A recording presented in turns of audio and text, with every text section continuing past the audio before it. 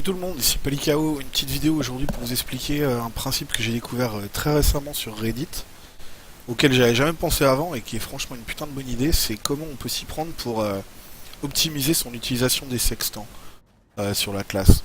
Alors pour ceux qui savent pas bien comment fonctionne la classe et les sextants, je vous recommande mon autre vidéo, le guide sur comment optimiser son atlas. C'est pas de ça qu'il s'agit aujourd'hui, là c'est vraiment focalisé sur l'utilisation des sextants. Donc les sextants, pour ceux qui ne connaîtraient pas le principe, c'est ces items-là. Il y en a trois sortes, pour les maps blanches, pour les maps jaunes, pour les maps rouges. Et quand vous appliquez un sextant, comme sur cette map-là, par exemple j'ai mis un sextant, et vous voyez, ça va rajouter des tonneaux dans la map, et ça agit sur cette map et aussi sur les voisines. Ces sextants, ils sont particulièrement intéressants quand vous vous en servez pour augmenter la densité de monstres qu'il y a dans les maps. Il y a certains modes de sextant qui disent que ça va rajouter des monstres qui font du poison, ou des monstres qui font des dégâts de feu, etc. etc. Et comme vous savez, il y a deux façons de devenir riche à PoE, c'est de tuer le plus de monstres possible, le plus vite possible. Donc vous augmentez ça soit en augmentant votre clear speed, soit en augmentant la densité des monstres qu'il y a dans votre map, grâce au sextant notamment. Alors l'idée qui est géniale et que je viens de découvrir, c'est qu'en fait, dans les sextants, il y a des modes qui sont bien et des modes qui sont pas bien, et vous pouvez bloquer les modes qui vous plaisent pas.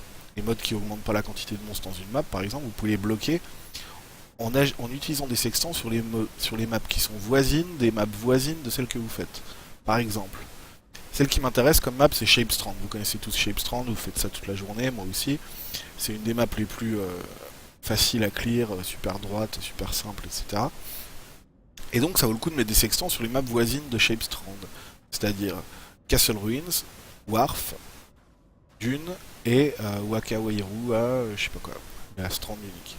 Donc vous allez vouloir foutre 4 sextants sur ces maps là, 3 jaunes et un blanc, plus un sextant sur Strand.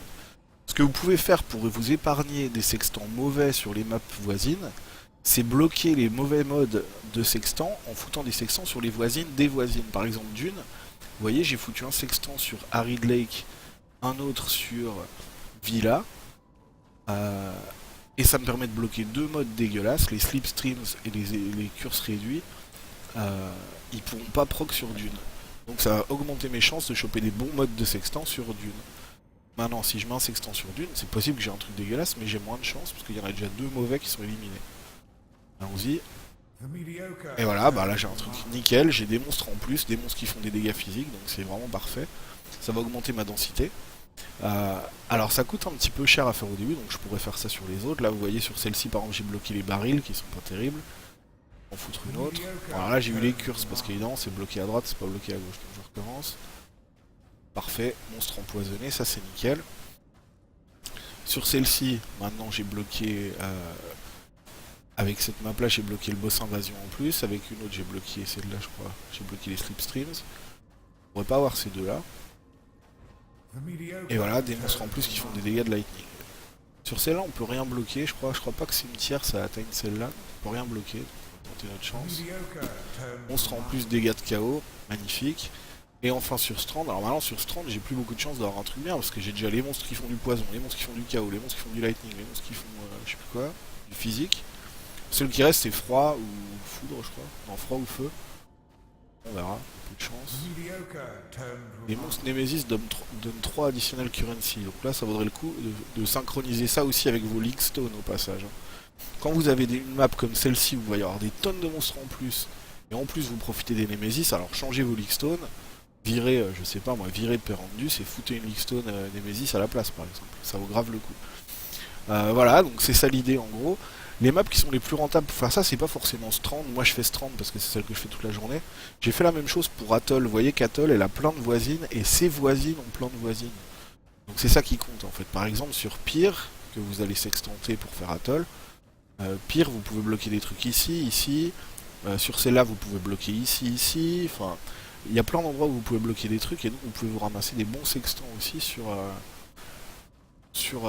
votre Shaped Atoll. Alors évidemment, au début ça coûte un peu cher parce que vous bloquez, vous mettez des sextants sur des maps qui vous intéressent pas, mais vous le faites qu'une fois en fait, parce que cette map par exemple Peninsula où j'ai bloqué des trucs, je vais jamais la faire cette map, donc les charges de sextants vont jamais s'épuiser, et donc j'ai juste besoin de le faire une fois, ça coûte un tout petit peu cher au début, mais après ça augmente vos chances énormément de choper des bons modes de sextants, et donc de pas avoir de profiter à fond de vos strands ou de vos atolls.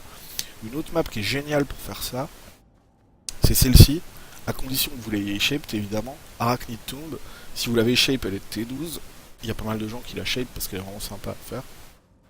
Moi cette saison j'ai décidé de garder que Vault en T12, c'est une autre stratégie, mais si vous avez shaped Arachnid Tomb, vous voyez, elle a un paquet de voisines dont vous pouvez mettre énormément de sextants dessus, et les voisines ont énormément de voisines, quoi. Celle-là, celle-là, celle-là, celle-là, celle-là, celle-là, elles vont toutes vous permettre de bloquer des modes non désirés, et du coup de choper des sextants de ouf sur votre Arachnid Tomb.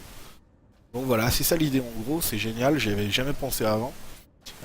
Si vous voulez plus de détails, je vous mettrai un lien vers le post Reddit. Alors il est assez long à lire, il est assez complexe, mais si ça vous intéresse d'avoir tous les détails du truc, bah, plongez-vous dedans. C'est en anglais, hein, évidemment. Sinon, bah, vous pouvez aussi passer sur mon stream, n'hésitez pas pour me poser des questions sur le détail du truc. Je viens de découvrir la stratégie, je l'ai fait que quelques fois, mais enfin les résultats pour l'instant sont plutôt probants, quoi, parce que j'ai chopé des... Vous voyez qu'à voir le strand que je viens de faire sous vos yeux. J'ai chopé tous les sextants que je veux, pour ainsi dire. Donc c'est vraiment nickel. Donc voilà, bonne chance à tous, j'espère que vos sextants vous rapporteront plein de pognon. Amusez-vous bien et à la prochaine. Ciao.